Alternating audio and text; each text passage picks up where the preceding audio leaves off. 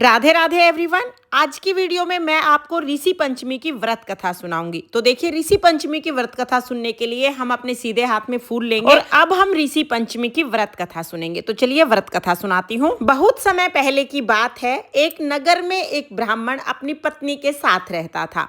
एक दिन ब्राह्मण ने ऋषियों को अपने घर पर भोजन के लिए बुलाया, लेकिन उसी दिन ब्राह्मण की पत्नी रजस्वला हो गई, यानी अशुद्धि काल को प्राप्त हो गई। अब उसने सोचा कि मैंने तो ब्राह्मणों को भोजन के लिए बुला लिया है, अब मैं क्या करूं। वो अपनी पड़ोसन के पास गई, पड़ोसन को जाके बताया कि आज मैंने ब्राह्मणों को अपने घर भोजन के लिए बुलाया है और आज ही मैं अशुद्धि काल को प्राप्त हो गई। तो पड़ोसन बोली, कोई बात नहीं, तुम 7 बार स्नान कर लो और 7 बार कपड़े बदल लो, उसके बाद तुम ऋषियों के लिए खाना बना दो। उसने कहा ठीक है। वो अपने घर गई, 7 बार स्नान करके 7 बार कपड़े बदले और उसके बाद उसने ऋषियों के लिए खाना बना दिया। अब ऋषि मुनि आए, उनके सामने खाना परोस दिया। ऋषि मुनियों के सामने जैसे ही खाने का थाल रखा तो ऋषियों ने अपनी दिव्य दृष्टि से देखा कि खाने में कीड़े चल रहे हैं। अपने तप योग की शक्ति से ऋषियों ने इसका कारण भी जान लिया और ऋषियों ने ब्राह्मण ब्राह्मणी को श्राप दिया, जिसके कारण अगले जन्म में ब्राह्मण बैल बना और ब्राह्मणी ने कुतिया के रूप में जन्म लिया। बैल और कुतिया के रूप में ब्राह्मण ब्राह्मणी अपने बेटे के घर पर ही रहने लगे। एक दिन ब्राह्मण के बेटे ने श्राद्ध किया और उसने ऋषियों को भोजन करने के लिए बुलाया। उस दिन कुतिया ने जाके बैल से कहा कि देखो, हमारा बेटा श्राद्ध कर रहा है, आज तो हमें खीर और पूड़ी खाने को मिलेगी। बहू ने भी बहुत बढ़िया बढ़िया पकवान बनाए, लेकिन जैसे ही ब्राह्मण के बेटे की बहू कुछ काम करने के लिए घर से बाहर गई, तभी एक सांप आया और आके खीर में विष डाल के चला गया। कुतिया ने ये बात देख ली। कुतिया ने सोचा कि जो भी इस खीर को खाएगा वो मर जाएगा और मेरे बेटे बहू को ब्रह्म हत्या का दोष लगेगा। इसलिए कुतिया ने क्या किया, जैसे ही बहू को आते हुए देखा, तुरंत जाके खीर को झूठा कर दिया। अब उसने खीर को झूठा कर दिया, ये देख के बहू को बहुत गुस्सा आया।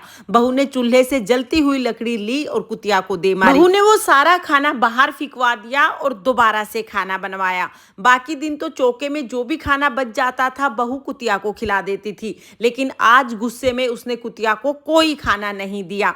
उधर बैल भी उस दिन बहुत ज्यादा काम करके आया था, लेकिन उसके बेटे ने बैल को भी कुछ खाने को नहीं दिया। अब रात हुई तो कुतिया बैल के पास आकर बैठ गई और बोली, स्वामी, आज तो मैंने कुछ भी नहीं खाया, भूख के मारे मेरी जान निकले जा रही है। मैंने तो अपने बेटे बहू को ब्रह्म हत्या के दोष से बचाने के लिए खाने को झूठा किया था, लेकिन मुझे मार भी पड़ी और सारा दिन भूखा रहना पड़ा। तभी बैल बोला कि तेरी वजह से ही मुझे इस योनि को भुगतना पड़ रहा है। आज मेरे बेटे ने भी मुझसे बहुत काम करवाया और बहुत मार पड़ी, मुझे भी आज खाने के लिए कुछ नहीं मिला।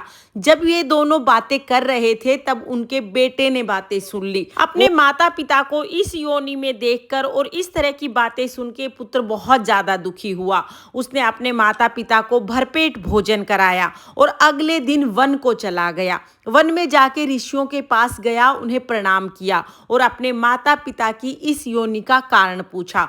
तब ऋषियों ने सारी बात बताई। तब ब्राह्मण के बेटे ने कहा कि मैं ऐसा क्या उपाय करूं जिससे मेरे माता पिता इस योनि से छूट जाएं। तब ऋषियों ने कहा कि अगर तुम अपने माता पिता को इस योनि से छुड़ाना चाहते हो, उनकी मुक्ति चाहते हो, तो तुम भाद्रपद माह के शुक्ल पक्ष की पंचमी तिथि का विधिवत व्रत करो।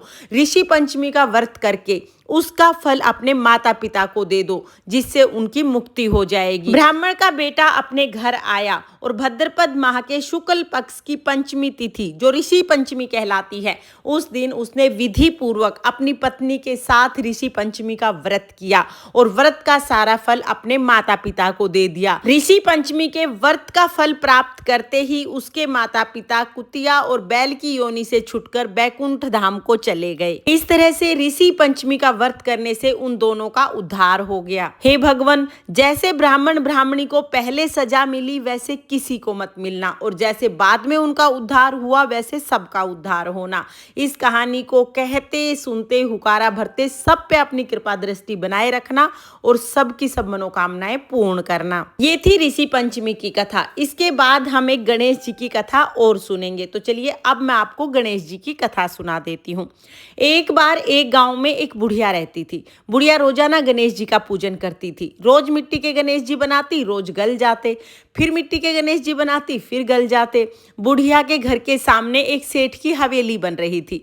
बुढ़िया ने जाके कारीगर से कहा, कारीगर कारीगर तुम मेरे लिए पत्थर के गणेश जी बना दो।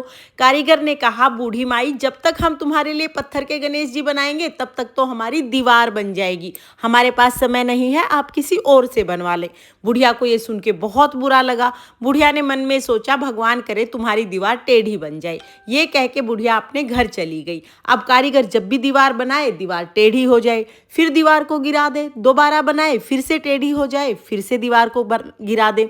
इसी तरह बनाने गिराने में सुबह से शाम हो गई। शाम को सेठ जी घर आए। सेठ जी ने कहा कि आज कोई काम नहीं किया, कोई दीवार नहीं बनाई। तो कारीगर ने कहा, सेठ जी दीवार तो हम बार बार बना रहे हैं, लेकिन जब भी दीवार बनाते हैं दीवार टेढ़ी हो जाती है, उसको गिरा के दोबारा बनाते हैं फिर से टेढ़ी हो जाती है। उसके बाद कारीगर ने बुढ़िया के आने की सारी बात सेठ जी को बताई। सेठ जी ने कहा, मुझे बूढ़ी माई के पास लेके चलो। कारीगर सेठ जी को बूढ़ी माई के पास ले गए। सेठ जी ने जाके बूढ़ी माई के सामने हाथ जोड़े और कहा, हे बूढ़ी माई, हम आपके पत्थर के नहीं सोने के गणेश जी बनवा देंगे, आप हमारी दीवार सीधी करा दो। गणेश जी तो सारी बात सुन ही रहे थे।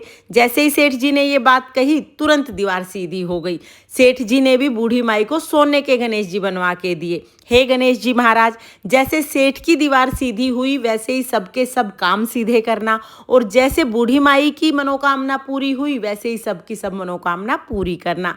इस कहानी को कहते सुनते हुकारा भरते सब पर अपनी कृपा दृष्टि बनाए रखना और सबके घर को अन्न धन से भर देना। ये थी गणेश जी की कथा। इस तरह से ऋषि पंचमी की व्रत कथा पूर्ण होती है। कथा सुनने के बाद जो फूल हमने हाथ में लिया था वो हम ऋषियों के चरणों में समर्पित कर देंगे। इस तरह से ऋषि पंचमी की व्रत कथा पूर्ण हो जाएगी। फ्रेंड्स, आपको ये व्रत कथा कैसी लगी कमेंट करके जरूर बताना। और अगर ये वीडियो आपको पसंद आया हो, वीडियो आपके लिए थोड़ा बहुत भी यूजफुल हो, तो प्लीज वीडियो को लाइक कर देना और चैनल को सब्सक्राइब कर लेना। जय श्री कृष्णा, राधे राधे।